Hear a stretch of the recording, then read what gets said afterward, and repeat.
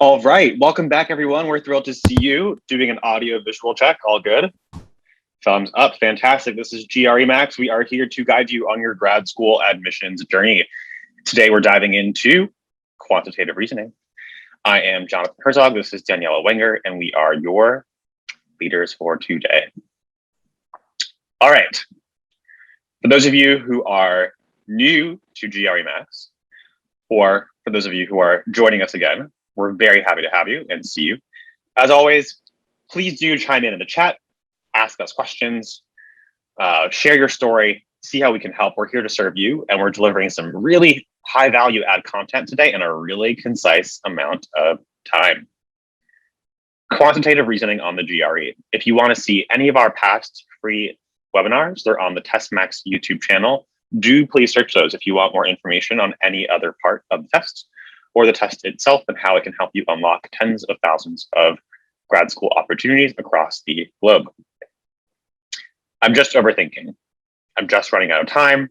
I'm just not a math person. I'm just not a geometry person.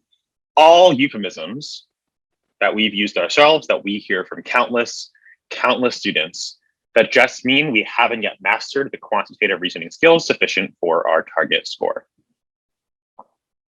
The substantive areas of quantitative reasoning on the GRE is in its entirety is not a math test, it's a reasoning test. The GRE in its entirety is also a reading test. But the substantive areas it covers include arithmetic, algebra, geometry, and data analysis. We say this every time, but it bears repeating because of the misinformation out there.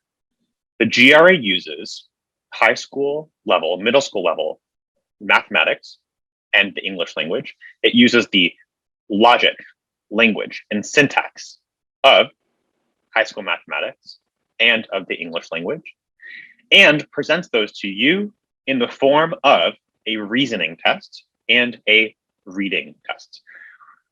We'll see how this high-level idea plays out with real, actual GRE questions today, and also a substantive lecture beforehand. So this is what the section looks like. Daniella will lead us through some real quant comparison questions today and quant problem solving today. But we also know, as we saw from last time, we have data analysis as well. All right, today we are covering percents, which are super duper fun. When we say percent, what we are saying is per 100. 1% means 1 out of 100. 1 per 100. 1% of this line is shaded green, super small, right? 50% means 50 per or out of or divided by 100. There's 100 little squares in this box. 50 of them are green.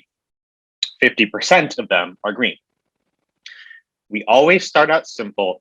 We always start out with the fundamentals here at GREMax, and we build on the foundations. We also always keep it as simple as possible and do not focus on memorization and rote application of rules, but rather understanding from first principles so you can solve any problem given to you, because the rest is wrapping paper. Okay, 25% similarly means 25 out of the 100 little boxes in the big box are green. We have lots of different tools in our toolbox that we develop together, like picking easy numbers, like simplifying expressions, like visualizing examples, and also thinking of real world relevant examples to ourselves. So if we think of 1%, maybe you think of green boxes and other big boxes. Maybe you think of coronavirus and case infection rates or case fatality rates or what have you. A percent simply means something out of 100. All right, 100%, as we know, means all 100 boxes. 50% is half, 5% means 5 out of the 100. There's some key words. Every part of the GRE is a reading test. And there's some key words that come up over and over again. And these are like functions or like code that instruct a computer what to do. So too, these words, these English words, instruct you what to do. When I say A of B, or A as a percentage of B, I'm telling you multiply. 100% of 80. Remember, what is a percent? Something out of 100. 100 out of 100. 100 divided by 100. What is of? Of means multiply times 80. Just 80 itself. Likewise for 50%. Likewise for 5%. A percent of B is A over 100 times B. A percent can also be expressed as a decimal or as a fraction. So a half, which now we're going to represent as a pizza pie or a cake, or again, whatever is most salient or relevant to you, as a percentage, 50%, as a decimal, as 0.5. Note, how did we get from 50% to 0.5? We moved the decimal 2 places. Why? Because 50% means 50 per 100. 50 out of 100.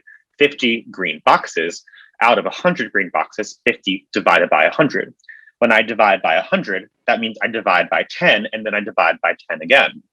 So I take 50, I divide by 10, I divide by 10, and that is 0.5. Or as a fraction, when I simplify 50 over 100, I get 1 over 2. 1 part to 2 parts that constitute the whole. Lots of different ways, but this kind of mental dexterity and flexibility in translating words to percentages, to decimals, to fractions, and simplifying and coming back is really the name of the game when it comes to percents on quantitative reasoning on the GRE. Translate. We talk about this all the time. Really critical school tool that we will apply day in and day out. Percent of 100 divided by 100 out of 100 of multiply is equals what? I don't know. You tell me.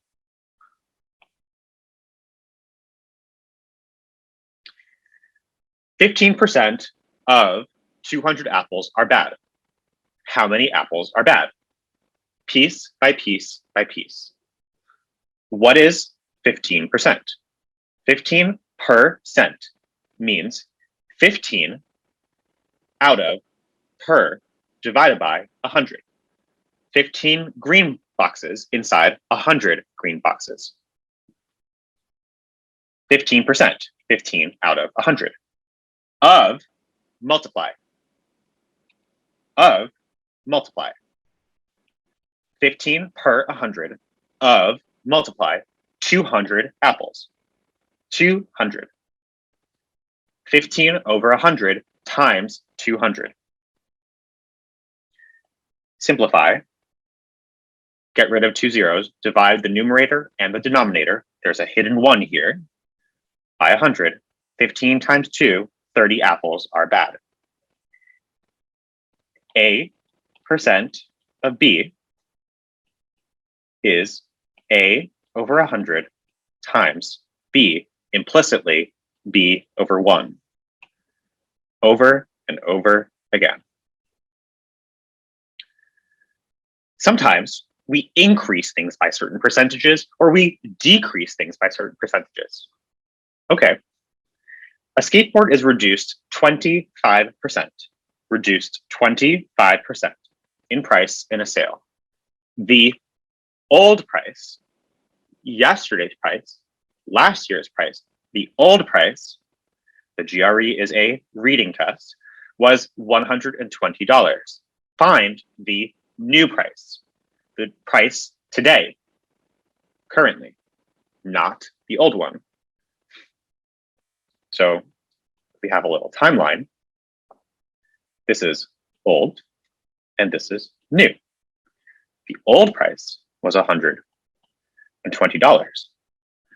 The new price is $120 reduced by 25%. What is 25%? 25% is 25 per 100.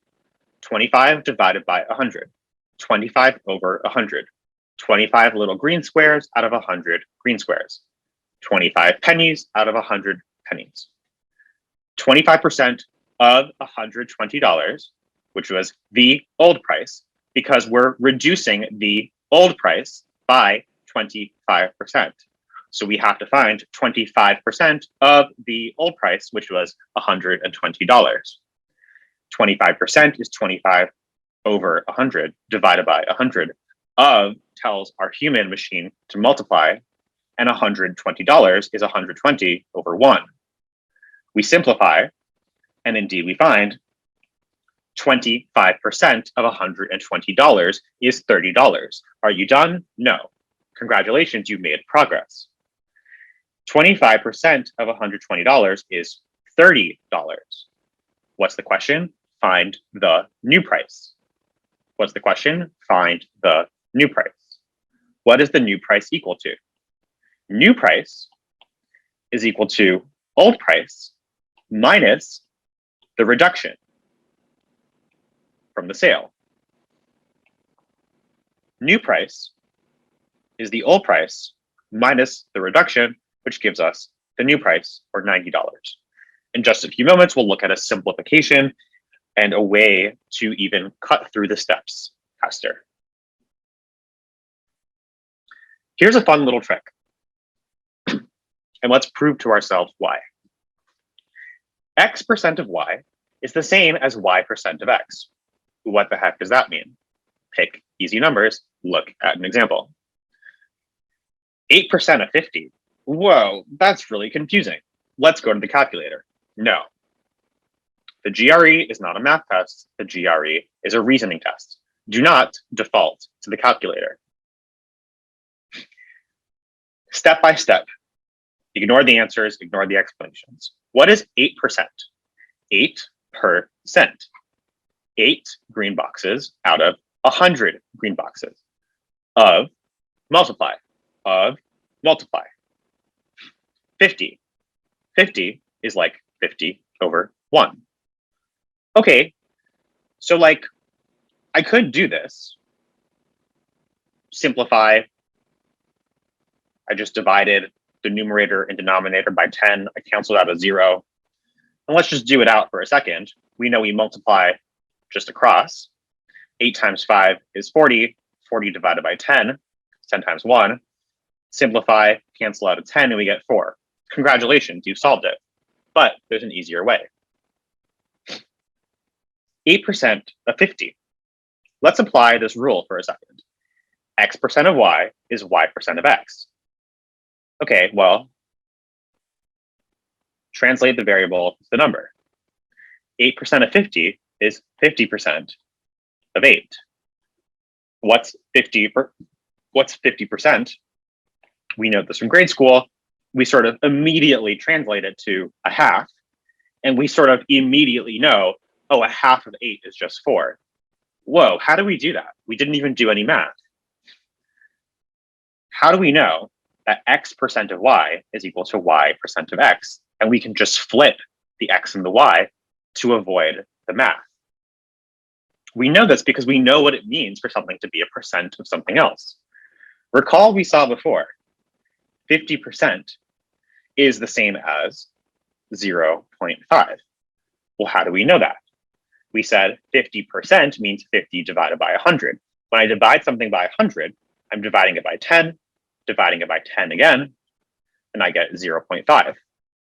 So note, 8% of 50, if I express 8% as a decimal, what I'm doing is I'm dividing 8 by 100.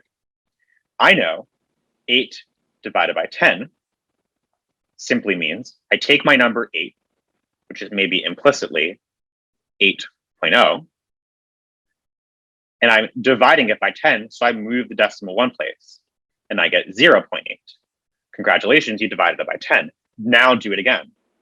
8 divided by 100, I'm dividing it by 10 again. I move the decimal again, and I get 0.08, which indeed is 8/100ths, or 8%. Very good. So we have 0.08 times 50. And the claim is that's the same thing as 50% of 8. Well, what's 50%? 50 divided by 100, or 0.5. The claim is that's the same as 0.5 times 8. A percent of B is 8 divided by 100 times B. What's the difference in these numbers? Here, I took 8, I'll use a different color. I divided it by 100. Here, I took 50. I divided it by 100. The same thing. So hopefully that explanation was clear, but rest assured you can always rederive it and prove it to yourself, or even just more simply know x% of y is y% of x.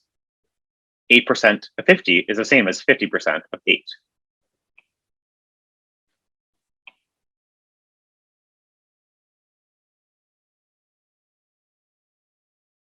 Here's another excellent shortcut. Base 10. Base 10 is something the GRE and the quantitative reasoning section loves. It makes life easier, it makes it simpler, it makes it cleaner. We don't want to do complex math. We don't want to go to the calculator. We want to find simple heuristics or shortcuts that make life easier. We just saw this as an example where we have mental dexterity and fluidity between, say, 50% and say 0.5 and say 1/2. Sometimes it'll be easier to use the fraction because you can readily see, let's say 10 times 1/2 is just 10 over 2 versus maybe 10 times 0.5 is easier for you to see because you just move the decimal one place. Depends what's easier. It depends on the context of the question. We can boil it down even further. Let's take 100%, all of something. What's 10% of that? 10%. What's 10% of that? 1%. What's half of that? Half of that 10%? 5%. What's twice that 10%? 20%. You're like, why do I care? Here's why. We start with 100. We take 10% of that. We get 10. We take 10% of that. We get 1. We go back up. We take half of that 10%. We get 5. We go back up. We get twice that 10%. We get 20. Again, recall, of the 100, of the total 100 boxes, of the total 100 COVID patients, whatever example is most salient to you. Why is this helpful? Because you'll often get questions that can be boiled down to a base 10 plus or minus something. Here's an example. And they're going to give all sorts of wrapping paper. The price of jeans in this year, or the price of lilies, or there was a sale on a sale, and a new price, and an old price, and a sale price, and a retail price. Oh, so all these weird words on wrapping paper. Nope, you got it. You got the fundamentals. You understand it from first principles, and you can rederive it. Tear through the wrapping paper. Let's see how base 10 helps us. Okay, what is 20% of $120? Let's say that's the sticker price, and we're doing a discount, a sale for the end of the season. Okay, don't go to the calculator. Don't show me some long multiplication. First pass, break it down to base 10. 20% is 2 times 10%. I love 10%. 10% is the best. 10% is the easiest. Okay, so 2 times 10% of multiply $120. Okay, so this is boiled down into 2 parts. What's 10% of $120? I know 10% is the same as 0.1, is the same as 1 over 10, is the same as 10%, 10 divided by 100. These are all equivalent. And it means I just move the decimal point. There's a hidden decimal point here, right? 120.0, let's say. move it over 1, 10% of 120, I kill a 0 and I get 12. 10% of 120 is 12.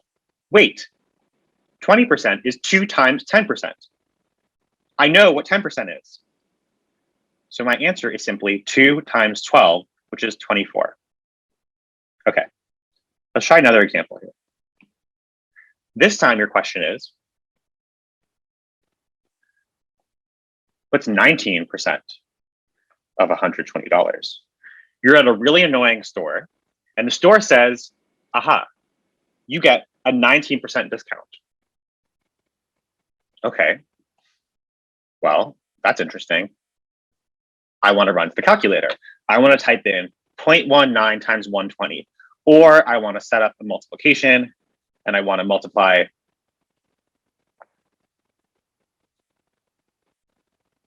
120 by 0.19, make sure I'm multiplying it out correctly and carrying the decimal. Nope, goodbye, no. No calculator, no long multiplication. 19%, 19%, how can I use base 10 to help me? Well, 19% is 20% minus 1%. Well, that's not helpful. Wait, 1% is 10% of 10%. So 19% is 20% minus 10% of 10% of 120. So maybe it's getting kind of weird, but let's figure out what just happened. 20%, well, we said that's just 2 times 10%. We just solved that. It's 2 times 12, right? We slid over the decimal place once. We said 2 times 12 is 24. Okay, good job. You got your first part. But 19% is 20% minus 1%. Wait, but what's 1%? Don't multiply it. Don't go to the calculator. It's 10% of 10%. Wait, hold on. What's 10% of 120? Well, I know what that is. That's the one where you just move the decimal 1. You just cut off a 0 because you're dividing it by 10, because 10% is 10 divided by 100. Oh, right. 10% was just 12. Okay, now the question is, what's 10% of that? Well, I just do the same thing. I move the decimal. Now I move it again. 10% of that is 1.2, $1.20. So 19% is just 20% minus 1%. 1% is just 10% of 10%. You know what 10% of $120 is. Therefore, you know what 20% of $120 is, and you know what 1% is, because 1% is 10% of 10%. In this case, it's 1.2. We always want to keep our units consistent to make sure it's coherent. Sometimes the units do indeed matter. Okay, now I have 24 minus 1.2. Still here, you have a choice. You can go to the calculator, you can set up a subtraction, make sure you're careful with your decimals and tenths and hundredths place, or we can apply a similar rule. Let's keep this all in our mind. We're just trying to finish out this final subtraction, but we still want to make it as easy as possible and as predictably and reliably accurate as possible. Simple and accurate. Okay, 24 minus 1.2. What's the easiest part? Base 10, base 10, base 10. 1. It's 24 minus 1. And then that minus 0.2, because we're distributing the negative. We covered this in our last free webinar on the TestMax YouTube channel. 24 minus 1, you got it, 23. Be careful with your signs. We covered this in the last time. Now what's 23 minus 0.2? Well, that's just 22.8. Again, you could have just gone directly for it. No worries. If you're well-versed in this and you're like, this is easy peasy, awesome, go for it. But the GRE does like to be a little bit tricky sometimes. And when you're doing this simple math under time pressure, it can get a little bit tricky. So break it down, break it down, break it down. Base 10 will be your best friend.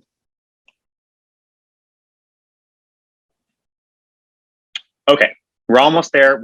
We're almost at the real questions. We can see how this all applies in action. Percent change. This is an area where folks can tend to overcomplicate and make it more than it is. Again, we've gone from the basics, from the little green boxes in the big box, and we've extrapolated all the way to percent increase, to percent decrease, and integrated some of these fun little rules that make life easier. Same stuff. You understand the basics, you understand the more complicated versions of the basics. Percent change. What's the change? Old from the new, and what's the old? What's the change? And what are you comparing the change to? What's the change? What are you comparing the change to? What's the change? What are you comparing the change to? Seems really simple. It gets really tricky. But if you understand why you're comparing it to what you're comparing it to, it'll be smooth as butter. Old value from new value. You had 5 books. Now you have 7. What's the change? The change is 2. New minus the old. What's the percent change? You want to know what is the percent of the old value. So the percent change is what's the change? The change is 2. What was the old? The old was 5. The change is 40%. We'll look at in just a moment why we're comparing it to the old and maybe not, I don't know, the new. So why do you compare it to the old? Because you're looking to see how much the value has changed compared to the old. Milk cost $2. Now it's 3. What was the change or the increase in $1?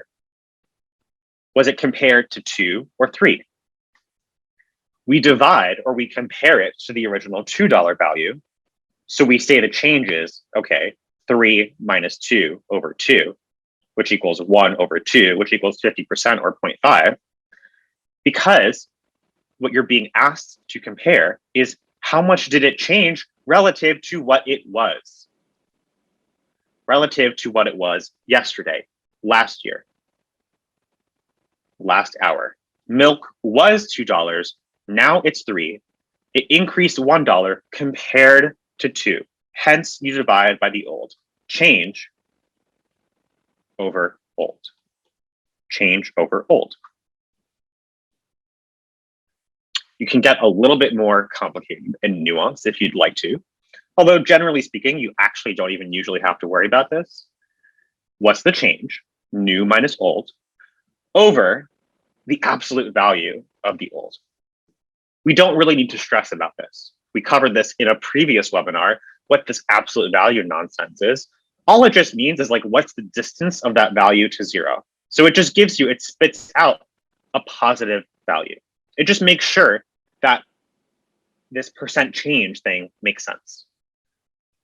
Generally speaking, don't worry about it. You'll understand it in the context. Change over old. Change over old. Okay.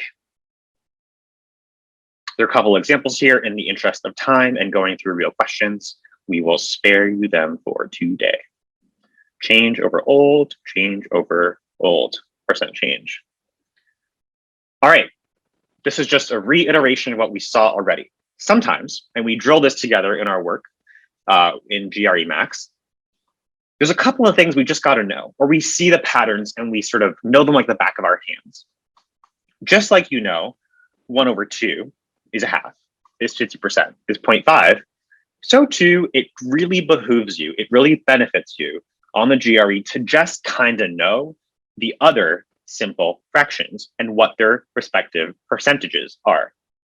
So if I tell you 1/3, or I tell you 0.33, you know it's 33.33%. If I tell you 1/4 or 0.25, you know it's 25%. Likewise, 1/5, 20%, 1/6, 16.6%, and so on and so forth. Indeed, in this case, 1/8, 12.5%, or 0.125. How do we do that? Because we're either dividing by 100 or multiplying by 100, because percent means percent, per 100. Indeed, we shift the decimal 2 places to get 12.5%. Recall our base 10 rule, which is a helpful shortcut. Then you create new simple rules for yourself.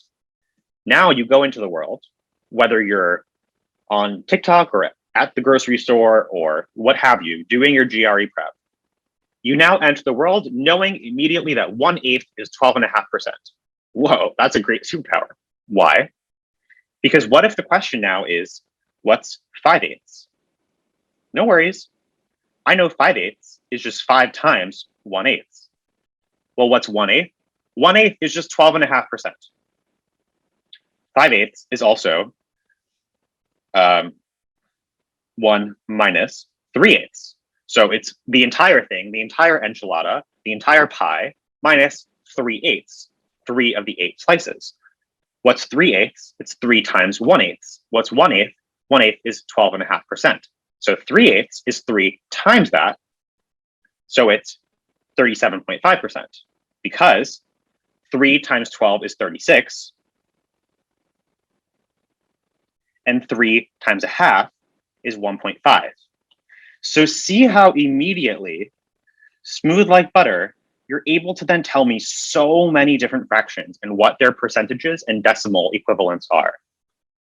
By boiling it down to the simple case of what's 1/8 and recognizing the pattern for all the simple fractions, then you can tell me basically any permutation, any other version of that fraction, and then be able to simply convert it into its percentage or its decimal form. And note here, when you were asked for what's 3/8, or 3 times 1/8, or 3 times 12.5%, there's decimals, it's tricky, I know. You're not going to the calculator, you're not going to your long multiplication, you're breaking it down, you're making it easy. 12.5 times 3 is the same as 12 plus 0.5 times 3. 12 times 3 is 36. That we just have to know from our multiplication tables or from practice, or from knowing that 12 times 3 is 12 plus 12 plus 12. In any case, it's still easier. And 0.5 times 3, what is 0.5? 0.5 is the same as a half. What's a half times 3? A half times 3 is just 3 halves. What's 3 halves? 3 times 0.5. What's 3 times 0.5? 0.5 plus 0.5 plus 0.5, or 1.5. 36 plus 3 halves, or 36 plus 1.5 is 37.5%, which is what 3/8 is equal to. If you follow this, I know it can get a little bit complicated, but notice how it's the same basics, the same fundamentals. And when you have that strong foundation, you build and you build and you build, and you're able to peel back the layers of complexity, of seeming complexity, peel back the layers of the onion, and you're like, oh yeah, I know this. 1/8 is just 0.125.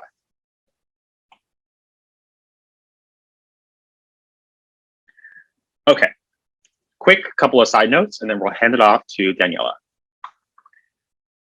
Percent increase or decrease. Again, the GRE is a reading test, lots of different words. We just have to know what they mean and apply them in context. You get this through pattern recognition and going through real actual questions, which are the only questions we deal with. Percent increase is the same as a 20% increase is the same as 120% of the original value, or 1.2 times the original value, or 20% greater than the original value. Why? Because if I'm increasing something by 20%, I'm taking that thing and then adding 20% of that thing to it. So I'm taking that thing is 100%, and I'm taking 20% of or times that 100%. So indeed, 1.2x. A 30% decrease is that thing, 100%, minus 30% of that thing, or 70% of that thing, or 0.7x multiplier times that thing, or 30% less than that value, that number, that thing. Again, you see this in practice, but again, just reiterating the importance of careful and close reading of the text, only the text, and nothing but the text. Final slide of the lecture on percents. Increase of an increase, decrease of a decrease. Super weird. Take a deep breath and follow along. Increase of an increase. A percent of a percent. We'll start with the rule, then we'll apply it, and we'll look at a simple case. An increase of an increase provides more of an increase than a simple increase. It's bigger. A decrease of a decrease is less of a decrease than a simple decrease, so it too is bigger. If you're like, that's just some big mumbo jumbo, like, I don't know what you just said, no worries. Let's break it down. Going back to this pair of jeans. These jeans cost $100. Okay. Today, we instituted a price increase. We said there's a 10% increase of what? The question we always ask ourselves, of what from what? Of what from what? These are the questions we ask ourselves in percents. 10% increase in the cost of jeans of 100 times 100. Well, I know what 10% times 100 is. It's just, I cut off a 0, I moved the decimal point, it's just 10. 10% increase, however, we recall from just the previous slide ago, is equal to 100%, the thing we had before, plus 10% of 100%. Put very simply and intuitively, oh yeah, the jeans were 100, and I'm adding to them 10% of that 100. So after increase number 1, the new price is $110. 100 plus 10, 100 plus 10% of 100, which is 10. Awesome. Congratulations, that's your first increase. Okay, there's inflation, there's taxes, there's profit margins. It's tomorrow. Tomorrow, I'm increasing the price again. Of what? From what? The new price is now 110. The test maker is not going to tell you that. You're going to have to figure that out for yourself. The new price, again, recall, it's tomorrow. We've already done the 10% increase. Is a 10% increase of the newer price.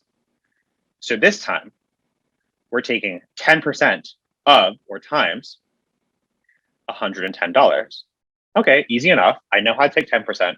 I slide the decimal over 1, or I divide it by 10, or I kill off a 0. 10% is $11. Good job, but don't forget, a percent increase is equal to the thing plus the percent of that thing. Well, the original thing was 110, again, from yesterday, plus 10% of that. So tomorrow, after we've instituted the second 10% increase, it's going to be 110 plus 11, or $121. Notice, an increase of an increase gives you more of an increase than the simple increase. What's the simple increase? The simple increase is we're at Daniella shop. Daniella shop is like, I don't know what you're doing with this 10% nonsense. You're changing your price today, you're changing it tomorrow. No, screw you. I'm going to just increase my prices by 20%. I'm just doing it all at once. Okay, well, we go back to yesterday. The original price of the jeans was $100. So what is a 20% increase of what? From what? For what? Oh, it's of the original $100, because this was my store. My store had 2 increases. Daniella's store only has 1. 20% of times $100. But how do I figure out what 20% is? Don't go to the calculator. Don't show me some long multiplication. Base 10. 20% is 10% plus 10%, or 2 times 10%. What's 10% of 100? 10% of 100 is 10. Divide 100 by 10, move the decimal over 1, kill off a 0. Goodbye. 10 plus 10. 20% of 100 is 20. Careful, you're not done. A percent increase is equal to the thing the original price of the pair of jeans, plus 20% of that thing. Because the thing doesn't go away. The pair of jeans still costs, its original cost was $100. So it's 20 plus 100, the original cost, which is 120. Recall for a second, if you don't, my store, we'll put that in blue, my store's cost was 121. Daniella's store cost was 120. My store is more expensive. Why? Because I had a percent increase of a percent increase, which is more of an increase than a simple increase. Now, in the interest of time, we won't walk through a direct example, but you can work this out for yourself, pick easy numbers, pick an example to prove to yourself why it's also the case when you take a decrease, a percent decrease of a percent decrease, you have a less of a decrease than a simple decrease. Here's a hint. What is the decrease of? It will be of a smaller number. Okay, if you're taking less of a decrease, then the end result will be bigger. Pick some numbers, work it through if that seems a little tricky. With that, we'll hand it off to Daniella for real GRE quant reasoning problem 1. Thanks, Jonathan. That was a really great review of everything related to percents. Again, everyone, I'm Daniella. I work really closely with Jonathan on all things GRE. Let's just dive into this first question together. So a developer has land that has X feet of frontage. The land is to be subdivided into lots, each of which either have 80 feet or 100 feet of lake frontage. If 1/9 of the lots are to have 80 feet of frontage each, and the remaining 40 lots are to have 100 feet of frontage each, what is the value of X? So here we have this, if we can imagine, we have a little lake. That's a little diagram here, a lake, and then we have this frontage. We are trying to understand what is X. Like, what is X within this lake feet of frontage? So the first fact that we have here is that we know that 1/9 of the lots have 80 feet of frontage, and the remaining 40 lots have 40 feet of frontage. So that means that 40 lots is equal to 8 out of the 9 total amounts of frontage. And the way that we get 8 out of 9 is that we know that 1/9 of the lots have 80 feet. 80 feet of frontage. So now we know by cross multiplying, 360 equals 8x divided by 8, x equals 45. So we know that there's 45 lots. And so we know that we have 40 lots with 45 total lots. So we have 40 lots with 100 feet of frontage and 5 lots with 80 feet of frontage. So we have a total of 4,000 feet here, and we have a total of 400 feet. 400 feet. And if we add them together, we see that we have answer choice D, which is 4,400. Fantastic. Just to highlight some of the excellent rules, frameworks, principles, patterns that Daniella implemented and applied here, we're always asking of what, for what, from what, right? 1/9 of what? Of the lots, of the total X feet. Of what? Of the 45, right? So we're integrating 3 pieces of data. What is this X? What is 1/9 of what? well, of the total X, which we solve for. And then we're able to solve for the two components of X, which are the 100 feet and the 80 feet components to give us our total. Awesome. I'll clear that out. Great. So for the next problem, let's read it again together. So we see student enrollment at a small college. The first thing I want to note is that this looks functionally different than our last question. Our last question was a traditional multiple choice question, whereas this question looks more like a typical data analysis question where we're presented with data and then the question asks about that data. So let's take a look and see what kind of data we have. So we have the student enrollment at a small college. We have the distribution of enrollment by class and gender with the total enrollment and the percent of enrollment, total enrollment majoring in selected academic areas. So let's look at the question before we dive into the numbers here. It says if the total enrollment is 12% greater than it was 5 years ago, what was the total enrollment 5 years ago? So we have the total enrollment today. So we have, let's call it TE equals, and I'll put little t for today. We have 1,400. But today the enrollment is 12% greater than it was 5 years ago. So to understand, so that means that 1,400, the total enrollment for today is 1.12 or 12%. That's the multiplier that Jonathan talked about before, times the enrollment of 5 years ago. So another way of thinking about this is the enrollment today equals the enrollment from 5 years ago, which is the total enrollment. And I'll put a little 5 here for 5 years ago, times 1.12. So now that we have this equation and we want to solve for X, because that's going to ultimately be our answer choice here, we want to understand how to solve for this. So we see 1.12 and 1,400.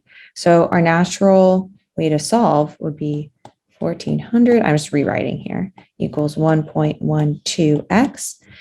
And do we divide both, like what do we do here? So naturally we would divide 1.12 on both sides and x equals 1,400 over 1.12. Now, the question becomes, do we continue to solve? And at this point, you could start, one hypothesis could be, oh, I would start multiplying by 10 to get the decimal out of there and then divide by 2 because both are even. But I think that at this point, the best situation would be to grab your calculator, and that would ultimately render you the answer of 1,250, which is answer choice E. The reason why we're deciding to not use our calculator again, like really, really rarely should you ever have to use your calculator on the GRE, but here we're seeing that it's going to be multiple steps, and those multiple steps of simplification can lead to error. So here it might just be better to solve using a calculator. Jonathan, do you have anything else to add? Excellent. That was fantastic. Again, note the systematic, structured way that Daniella applies all of the rules and foundations that we entered up front, right? There's a really finite number of concepts that the GRE is going to cover. We've just shown you all of them for the subsection of percents on the quant section. And here we see a percent greater, a percent increase, but it's a different wrapping paper. There's all this weird data, and there's like 5 years ago. That's okay. Same thing we did before. Same thing we'll drill countless times. Now, importantly, in this context, Daniella is also showing us some of the decision-making forks, the kind of meta reasoning that the GRE likes to test too. Sometimes we have to cut our losses and we flag questions in return. or we make educated guesses after having ruled out some answers because every single point is equal. So the GRE punishes the test taker who has ego and wants to prove something about their test taking abilities rather than gathering the most amount of points. So too, generally speaking, the GRE punishes the test taker that goes to the long math, that goes to the long division or long multiplication, or to the on-screen calculator. Note that as of today and historically, the GRE only offers you an on-screen software calculator, which is a little bit less comfortable to use than your own personal calculator you would punch in numbers to. So this is actually partly why it's discouraged. But part of the reasoning process, part of the test is how efficiently do you allocate your resources? And indeed, if you see something like this, after having simplified an equation that you've set up after having translated the words and integrated the relevant data, then it's totally acceptable and actually the right thing to do, apologies for the thunder, to go to the calculator. So excellent, and we'll move on to the next question.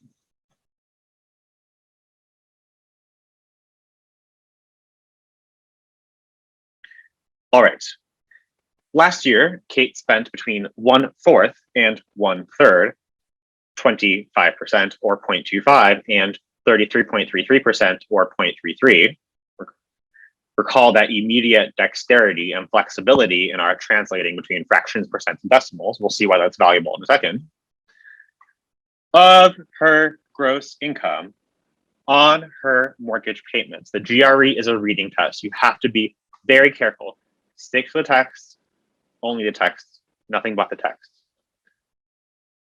If Kate spent $13,470 on her mortgage payments last year, which of the following could have been her gross income last year? Indicate all possible values. So you're actually seeing all the different question types that you can see on Quant.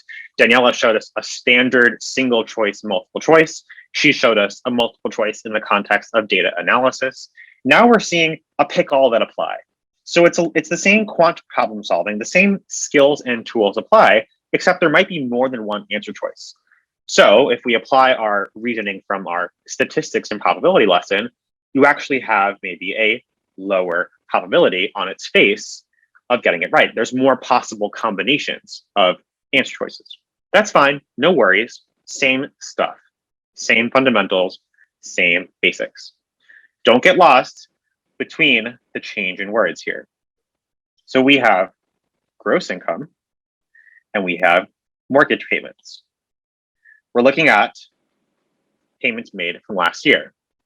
Okay, last year, Kate spent $13,470 on her mortgage payments. The question is, what was her gross income last year? It turns out mortgage payments, we can use lots of different ways to visualize this. Let's say this is the world of gross income, some total amount. Mortgage payments is some amount of part of the gross income. Kate spent, in fact, between 1/4 and 1/3 of her gross income on mortgage payments. So how do we solve for gross income? Well, 13,470 may be equal to 1/4 x being the gross income. And what we're going to establish is an upper and lower bound. So some upper and lower threshold. We don't know exactly what the gross income is. We're told it is between the following. Just going to clear this for the interest of space.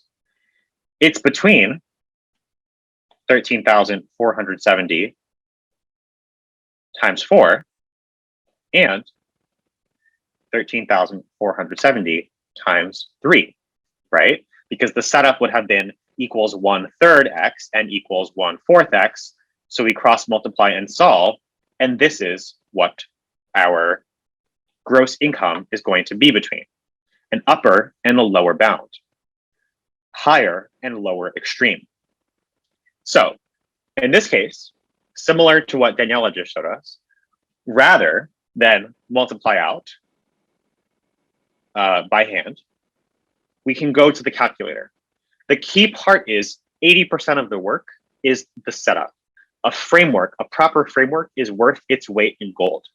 So translating the words to the equations, to the numbers, that says 13,470 is equal to 1/3 x as a lower boundary for what the gross income could be, because Kate spent between 1/4 and 1/3.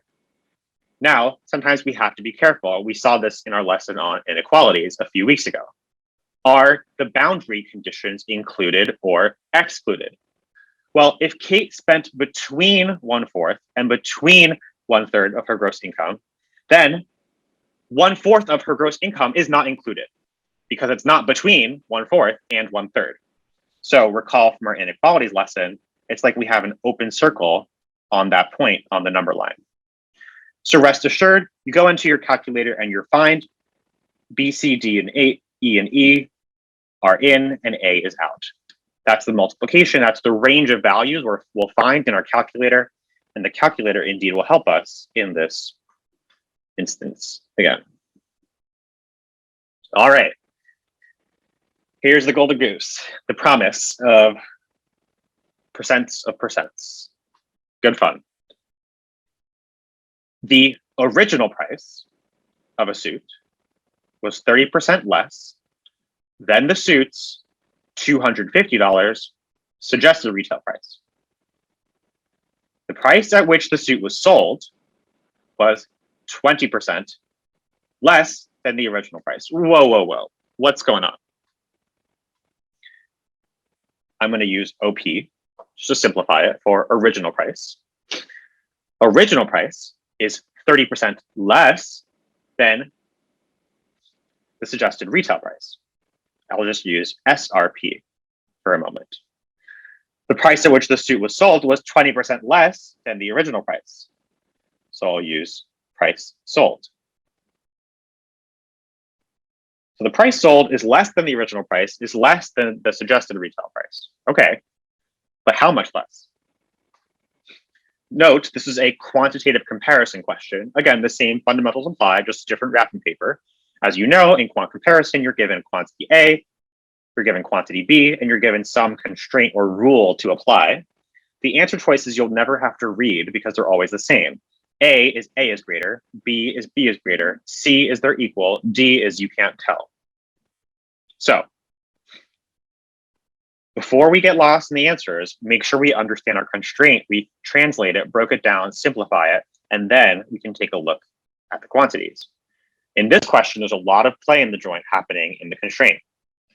So what does it mean for OP to be 30% less than the SRP? Well, we know a percent reduction or a percent less is the same as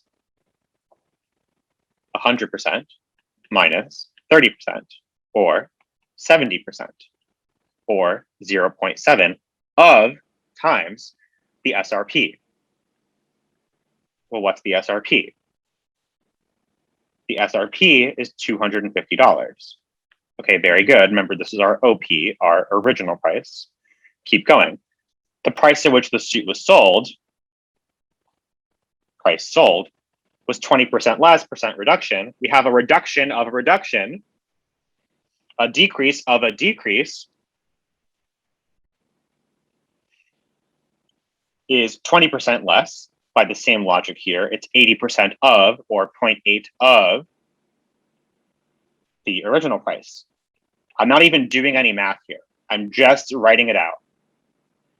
Notice how on quantitative comparison in particular, a calculator really does not avail you. Doing the long math really does not avail you because we're looking for the relationships between these two quantities. You're often not being asked to solve for something in particular. You're just saying, is it bigger? Is that bigger? Are they the same? Do you not know? Okay, great. You interpreted the constraint. What's the question? Well, quant A is simply PS. Quant B is 50% of the SRP. Wait, hold on. PS is 8 times 7 is 56, divided by 100 because it's 8 over 10 and 7 over 10. So it's 0.56 times 250. Notice the dexterity between fractions, percent, and decimals at play here. 50% is 0.5. What's the SRP? The SRP is just 250. Don't solve. Don't do the math. The GRE is not a math test. It's a reasoning test. This is fundamentally all I'm comparing. 0.5 times 250 and 0.56 times 250. I don't even care what they are. A is bigger. A is the answer. Move on. Recall, if we use our generalized rule, we just re-derived it, a decrease of a decrease. Remember, it's less of a decrease, so the number is bigger. Why? Because you're taking off from a smaller number. All right. With that, we are at time, and we will recommend the following. Take a free actual practice test online, download the GREMax app, sign up for a free 20-minute consult with a GREMax team member, or stay on after this call and ask us any questions. We have incredible tutoring packages we're thrilled to offer you, boundless 5-star reviews, and a warm and hearty thank you, and thank you. We're happy to stay for any questions, thoughts, or otherwise. All right, barring any, have a wonderful evening. Thank you so much again. We'll see you soon.